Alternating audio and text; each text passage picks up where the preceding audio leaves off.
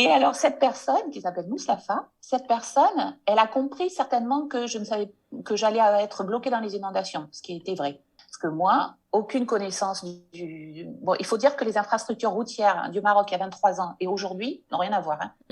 Donc, les canalisations étaient bouchées, l'eau débordait de partout, j'avais de l'eau, j'ai noyé la voiture. Cet épisode est sponsorisé par Zaptax. Et là, tu te demandes peut-être, mais Kelly, c'est quoi Zaptax ? Zaptax, c'est l'application à avoir sur ton téléphone si tu es, comme moi, expat en dehors de l'Union Européenne et je vais t'expliquer pourquoi. J'ai récemment récupéré une 50aine d'euros en téléchargeant dans l'application les factures de mes achats que j'avais fait en France, mais pour info, ça fonctionne aussi pour l'Espagne et la Belgique. En faisant ça, j'ai pu donc détaxer mes produits et récupérer facilement mon argent en quelques clics. Je te conseille vraiment d'aller voir toutes les infos sur leur site www.zaptax.com et je te retrouve tout de suite pour ton épisode du jour.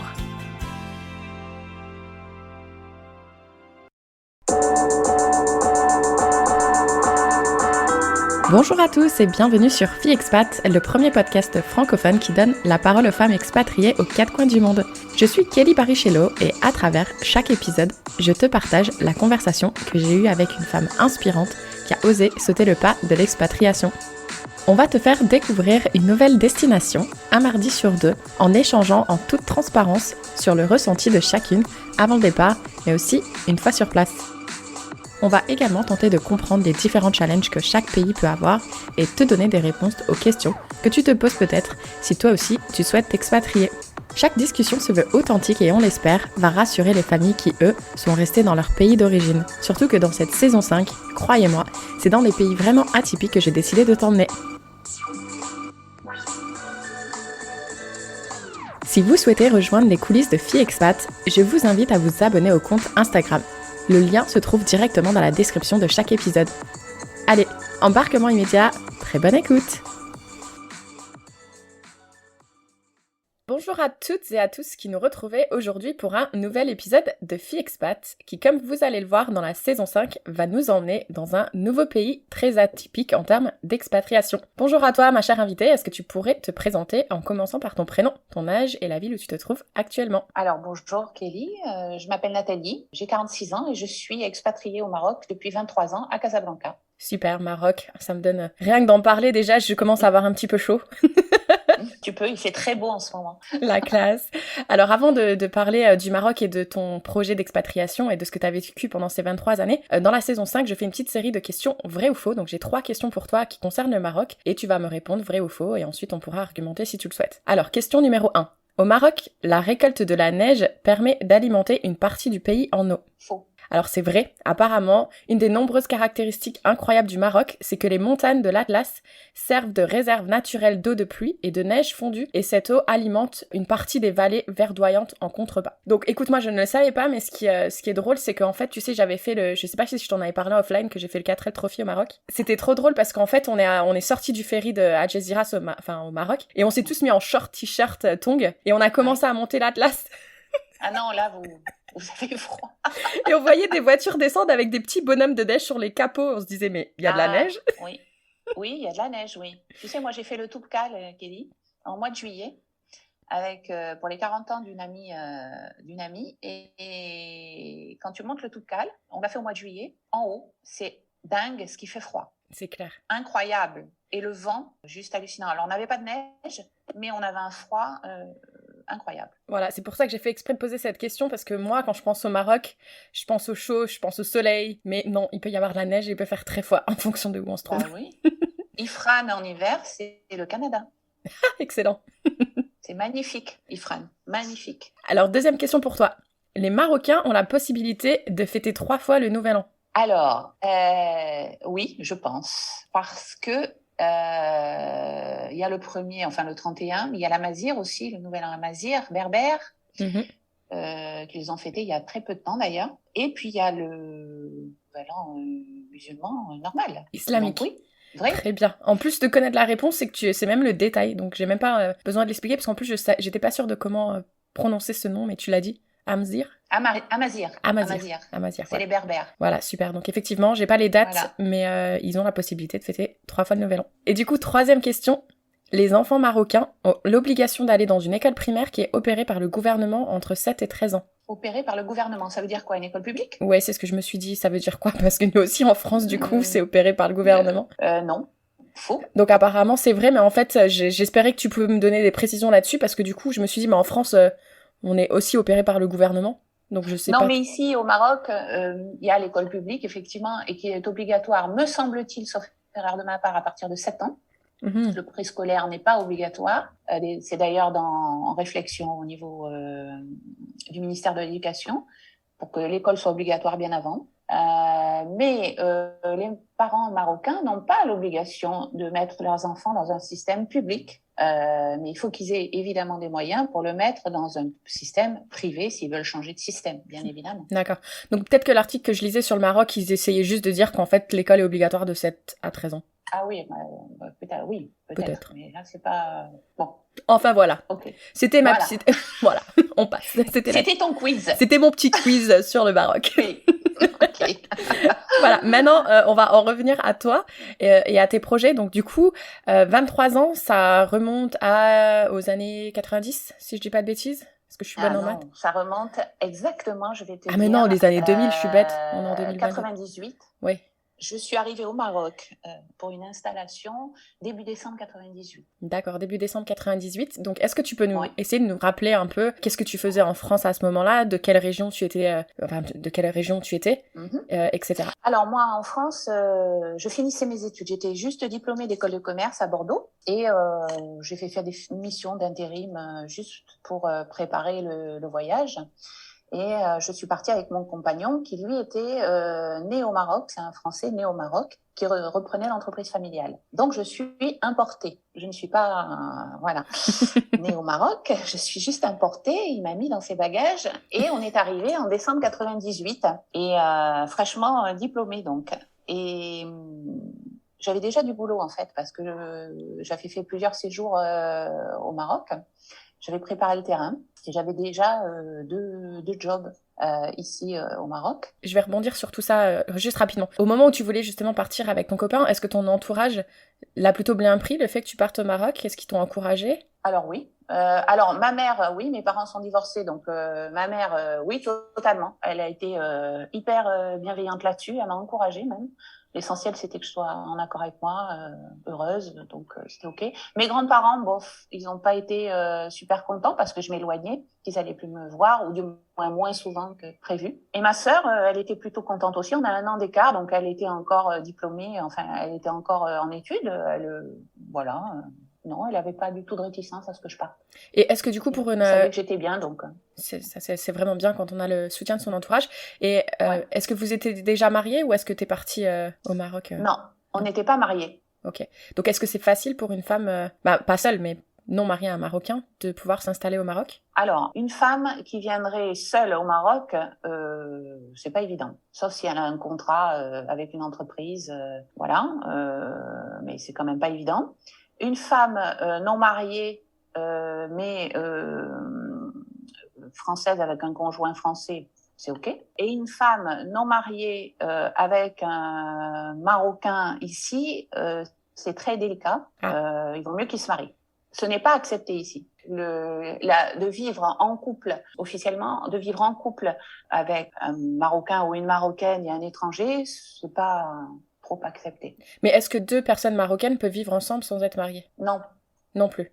Non. D'accord, donc c'est vraiment une question de culture, c'est juste que pour eux, un couple doit être marié pour vivre ensemble. Exactement. Ok, donc ouais, bon, ça, à la limite, ça peut se comprendre. C'est la loi du pays. Du coup, qu'est-ce qui s'est passé? La respecter et surtout la connaître. C'est ça. Mais du coup, qu'est-ce qui s'est passé pour vous? Est-ce que tu étais au courant de ce... Alors, pour nous, ça posait pas de problème puisque on est français non musulmans, donc voilà, et on a vécu 1 an et demi chez mes beaux-parents parce qu'on est arrivé juste avec une voiture et quelques affaires. On n'avait rien. On sortait de l'école, donc on n'avait pas d'argent. Donc on est arrivé un petit peu en mode nomade. Et donc il a fallu, on n'avait pas les moyens de prendre un appart, etc.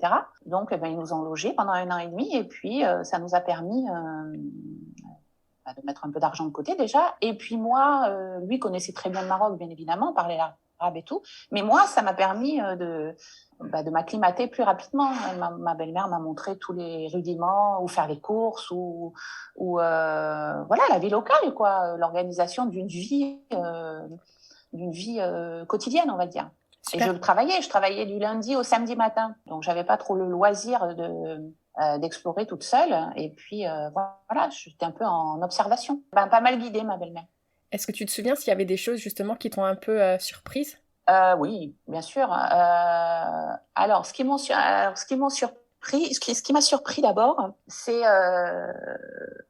d'un point de vue positif, c'est l'accueil de l'étranger. Parce que tu vois, moi, je suis blonde aux yeux bleus, j'étais jeune, j'ai travaillé tout de suite dans une industrie et j'ai jamais eu aucun souci d'intégration. Et ça fait 23 ans que je suis au Maroc, j'ai jamais eu aucun souci. Donc, je travaillais avec des ouvriers, donc j'étais en blouse dans l'entreprise et cet accueil, voilà.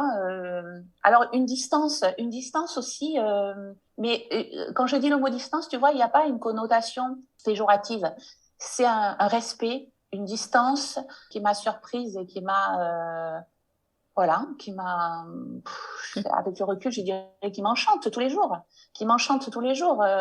Et par là même, il y a une proximité avec ces gens, avec des gens extraordinaires. Voilà, c'est le Maroc, ça c'est le Maroc. Je te dis, moi, ça fait 23 ans que je suis là, j'ai eu aucun souci. J'ai eu une anecdote, par exemple, on a eu des fortes inondations, je pense que c'était en 99-2000 à Casablanca, très très fortes inondations. Et je prenais ma voiture pour aller au travail et il y a une personne qui travaille chez mon mari, qui était un peu comme un ange gardien, si tu veux. Il s'occupe, et même encore, il est encore là, et il sait, comment je vais te dire ça, il m'accompagnait souvent, voilà, bon, tu vois, c'est là, il me surveille, entre guillemets. Et alors, cette personne, qui s'appelle Moustapha, cette personne, elle a compris certainement que j'allais être bloquée dans les inondations, ce qui était vrai. Parce que moi, aucune connaissance Bon, il faut dire que les infrastructures routières du Maroc il y a 23 ans et aujourd'hui n'ont rien à voir. Hein. Donc, les canalisations étaient bouchées, l'eau débordait de partout, j'avais de l'eau, j'ai noyé la voiture. Wow. Donc, j'étais en talons, je suis sortie, j'avais de l'eau jusqu'aux genoux. Bon, ben écoute, j'étais là, ok. Eh bien, je l'ai vu arriver sur sa mobilette. C'est fou. Il avait fait le trajet à l'inverse, il savait par où je passais. Il m'a récupéré, il m'a laissé la voiture là. Je suis montée sur sa mobilette, il m'a ramenée à la maison et il m'a dit, t'inquiète pas, je gère, je récupère la voiture. Voilà. Wow. Eh ben, ça, c'est le Maroc. Tu vois, ça, c'est le Maroc. Ça, voilà, tu comptes sur des gens qui sont extraordinaires et ça t'arrive pas tous les jours. Voilà, mais moi, en tout cas, ça m'arrive très souvent, très, très souvent. C'est même plus le mot bienveillant, je sais pas s'il existe un mot supérieur, mais comme tu l'as dit, ange gardien, je crois que c'est vraiment, c'est ça. Ouais. Ah ben lui, c'est ça. Lui, c'est d'ailleurs à mon mariage, pour l'anecdote, quand on s'est mariés, mon mari et moi, à Casablanca, à l'église de Notre-Dame, et on a raconté cette histoire au prêtre pour préparer le mariage, et certains collaborateurs de l'entreprise étaient là, et Moustapha était là, et le prêtre, lors de son homélie, a carrément fait venir Moustapha devant l'autel et lui a dit, et voilà, et tu te souviens, et tout. Il parlait d'Arija en plus, c'est-à-dire d'Arija marocain, et voilà, et c'était un super moment, voilà. Génial. Franchement, ça fait plaisir à entendre des histoires comme ça, j'adore. Les Marocains et le Maroc en général, même quand tu voyages dans le sud, on a fait des voyages là, l'année dernière dans le sud du Maroc, Merzouga, le désert de Mahmid et tout ça. Tu tombes sur des gens, mais c'est fou. Je vais te raconter une petite anecdote justement pour revenir quand on a fait le 4L Trophy. On en parlait encore il y a 2 semaines avec mes amis avec qui on a fait le 4L Trophy. Parce qu'on se rappelle d'une nuit en fait où on s'est retrouvés vraiment perdus dans le désert. On savait vraiment pas où on était. D'ailleurs, il y en avait plein. On était des centaines à être perdus. Tu voyais des feux de détresse partout.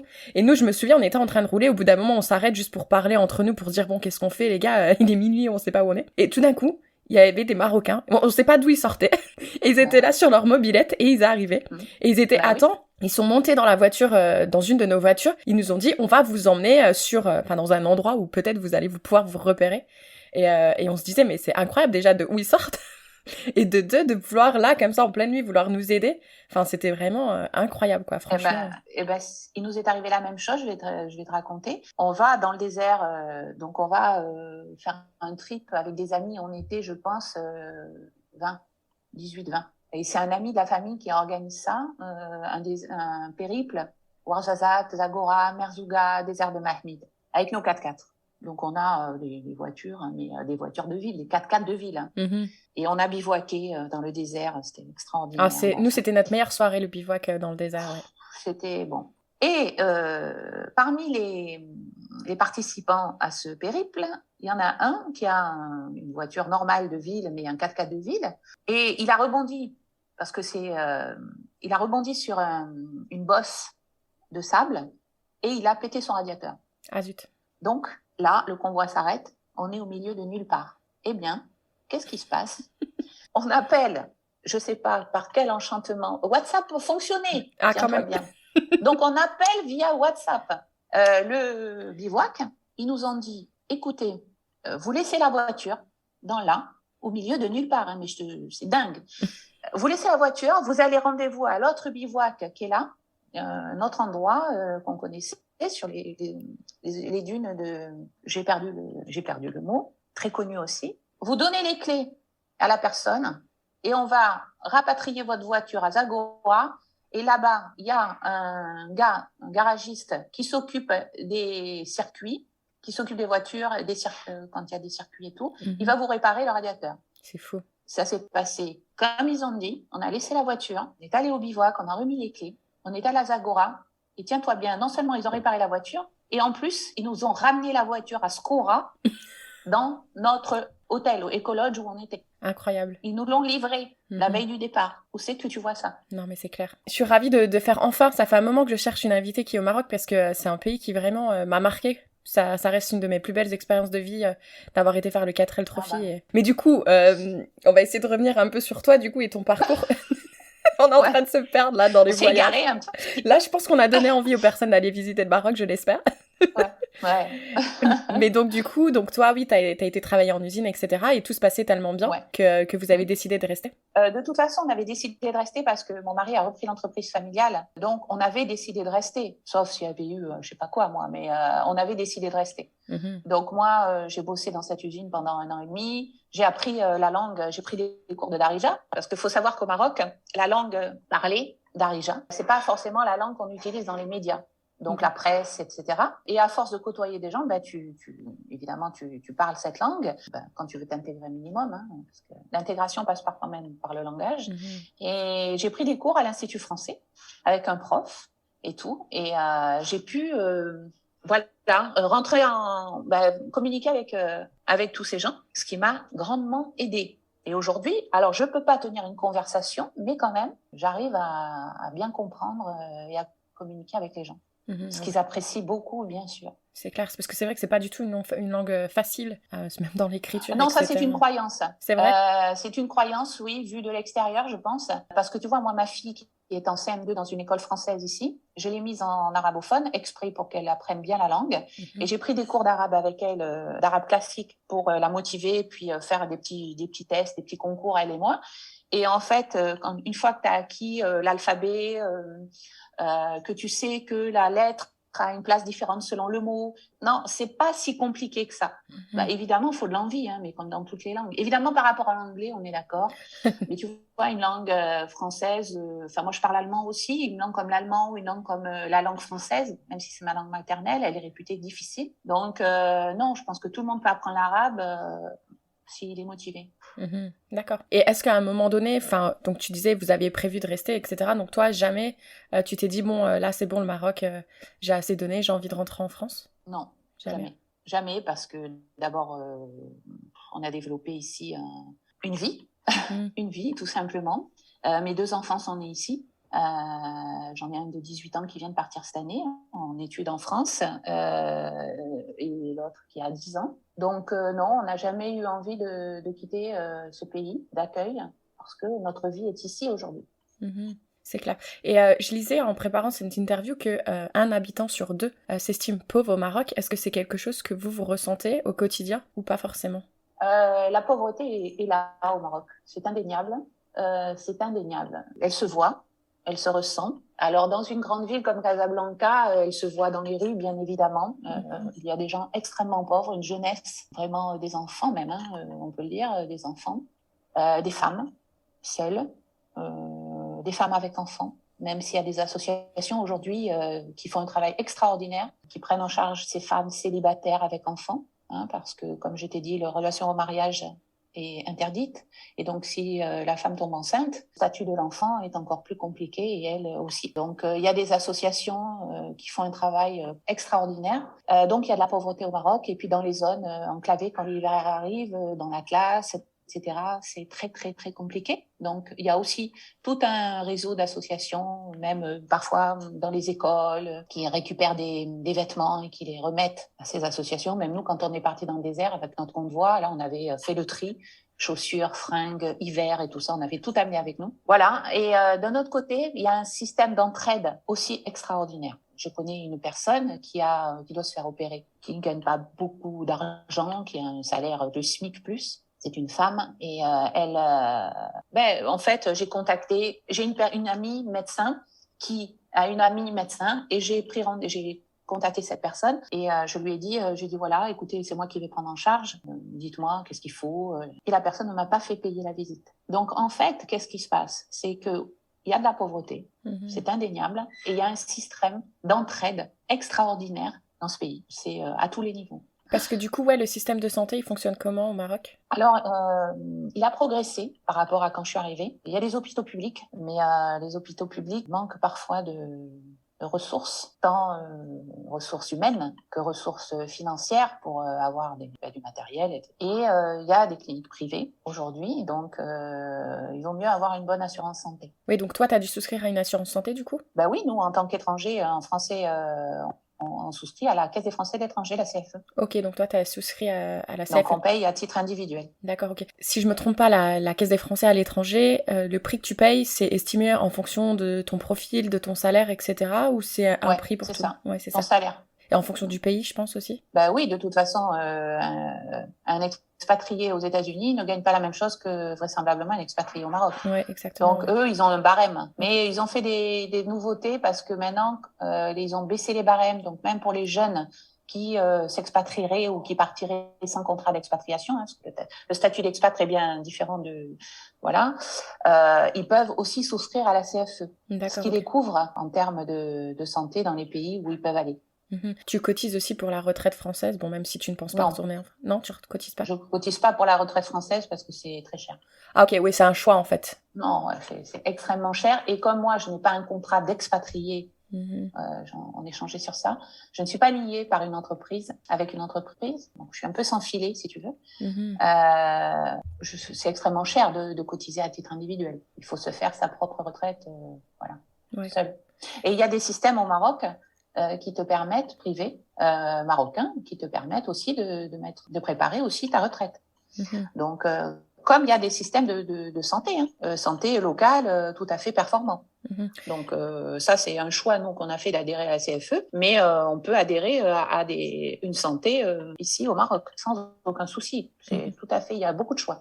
D'accord, ok. S'installer au Maroc, acheter une maison, etc., est-ce que tu dirais que c'est assez accessible? Non. C'est pas accessible. Enfin, alors, si on prend les grandes villes comme Casa, les grands axes, Casa, Marrakech, Rabat, tout ça, acheter une maison, c'est-à-dire villa, ce qu'on entend par maison, c'est extrêmement cher. Le foncier au Maroc est très, très cher.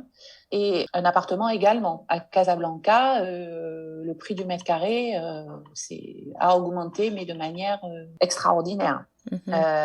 Donc c'est très cher de devenir propriétaire dans ces grandes villes-là. J'avais cru lire qu'il y a pas mal de Français qui prennent leur retraite au Maroc, donc j'avais cru, moi j'ai fait la conclusion en fait que ça devait être assez facile de pouvoir acheter. C'est pas facile d'acheter, enfin c'est pas facile, c'est que c'est cher. Il faut de l'argent. Puis peut-être que les retraités qui prennent leur retraite au Maroc ne sont pas propriétaires, ils sont locataires. D'accord. Ou s'ils sont propriétaires, moi je connais un couple, ils ont acheté à Essaouira par exemple. Si tu sors un peu des grands axes, oui, c'est accessible. À Marrakech, il y en a beaucoup, c'est accessible. Puis là, on vient de vivre 2 ans de pandémie. Je pense que l'immobilier dans ces zones-là a dû être plus accessible. Maintenant, dans les grands axes, comme je te dis, Casablanca, Rabat, où quand même c'est là où se passe l'économie, c'est extrêmement onéreux de se loger dans ces grandes villes. Très cher. Super. Et un peu plus tôt, tu disais que les routes ont clairement changé entre le moment où tu as eu l'inondation et aujourd'hui. Est-ce que tu voudrais nous en parler? Le Maroc a changé. Le Maroc s'est développé en 20 ans de manière extraordinaire. Alors, les axes autoroutiers se sont développés, c'est-à-dire aujourd'hui, tu as des autoroutes dans tout le Maroc, les grandes villes sont reliées entre elles. Tu as un port de Tanger-Med qui est une plaque tournante du transport maritime.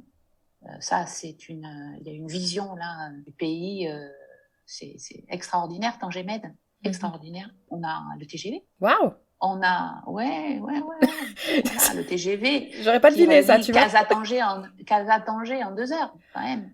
Et tu sais quoi? Quand tu dis qu'aux États-Unis et au Canada, ils ont pas le TGV, mais qu'au Maroc, ils l'ont, franchement, désolée, mais moi, du coup, ça me surprend.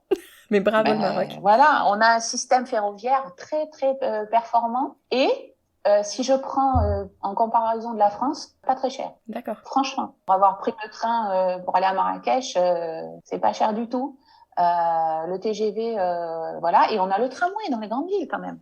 Ah. Ça, c'est extraordinaire, le tramway. Le tramway dans Casablanca, dans Rabat, je pense que les Marocains ont été super contents d'avoir ce tramway. Donc, des infrastructures vraiment pour relier les villes entre elles, favoriser le transport de marchandises, etc.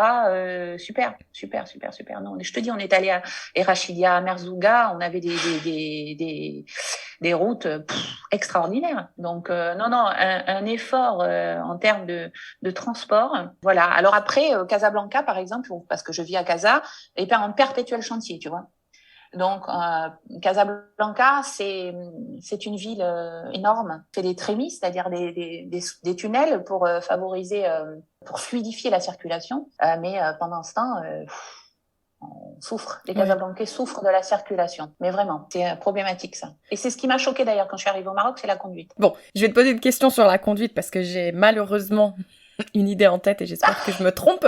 Mais est-ce ils doivent vraiment passer le permis ou est-ce qu'ils l'achètent? Alors, non, ils le passent. Pour de vrai? Maintenant. Non, avec maintenant, ça s'est beaucoup amélioré. Il y a eu une réforme. Il y a une réforme aussi pour passer le code, etc. Maintenant, je pense qu'on est trop nombreux à avoir une voiture.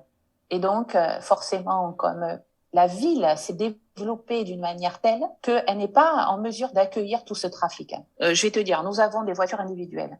Souvent, dans un ménage, tu as 2 voitures, si c'est possible, si le foyer peut se le permettre. On a des taxis. Les petits taxis, c'est juste...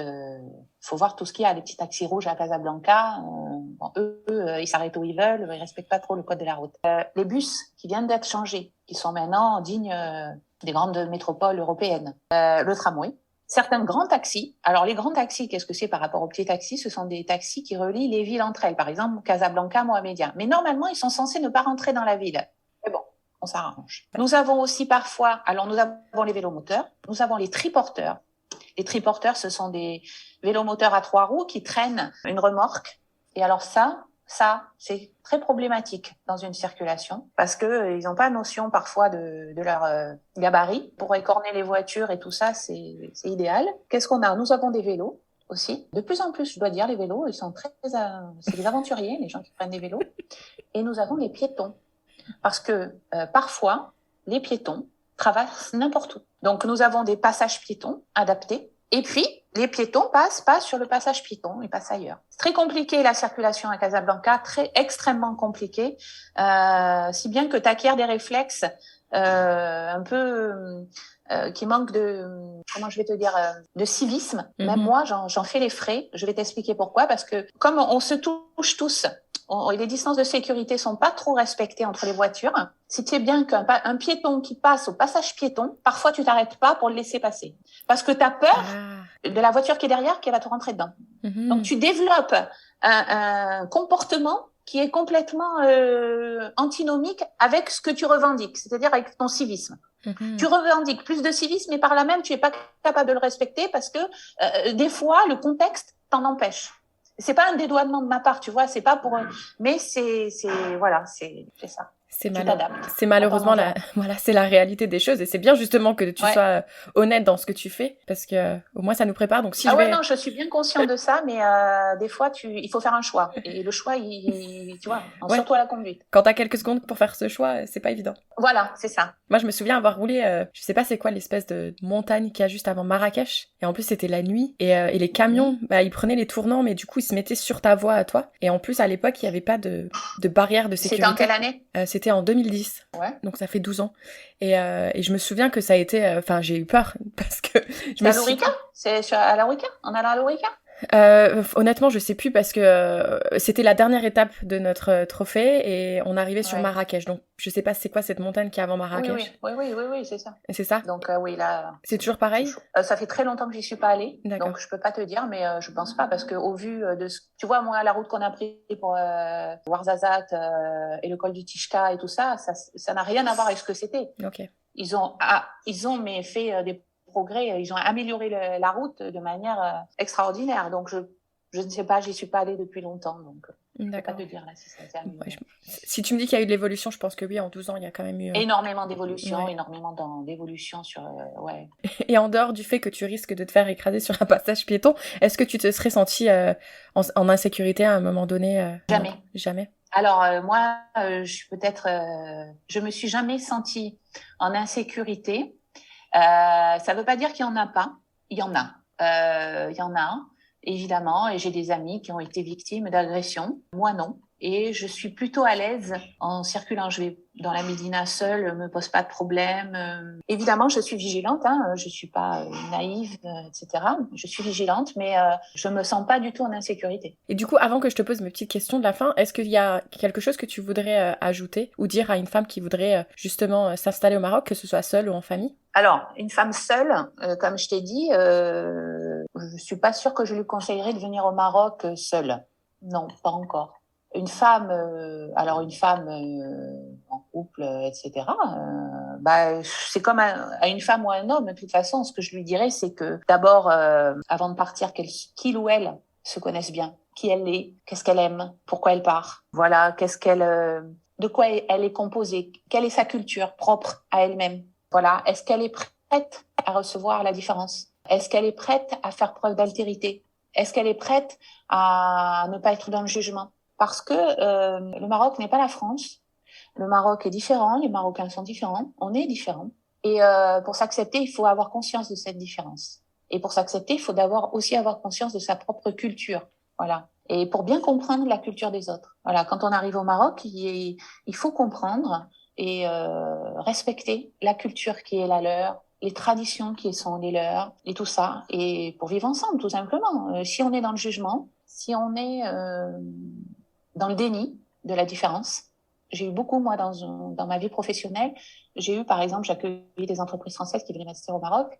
Et j'ai eu ça. Oh, mais non, mais le Maroc, c'est facile. Parle la même langue que nous. Non.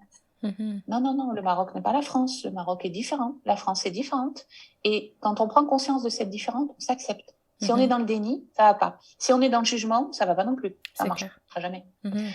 Donc voilà. Mais si j'avais un conseil d'amis, c'est ça. C'est se connaître d'abord, bien se connaître soi, bien connaître les raisons pour lesquelles on part, pas pour une fuite de quelque chose, mais un accueil d'autre chose. C'est clair. Et puis accepter la différence.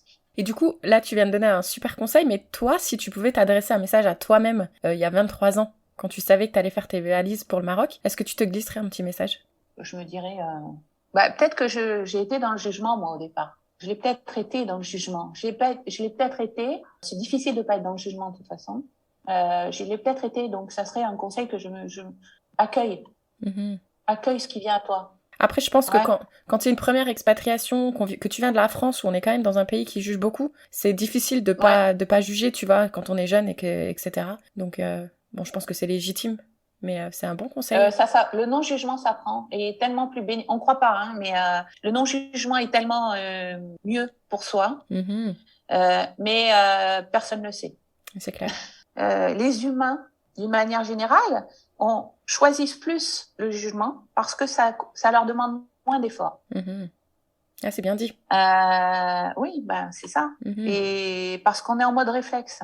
On est pris partout, le stress, le Covid, le machin, on juge. C'est tellement plus facile. La compréhension est plus difficile.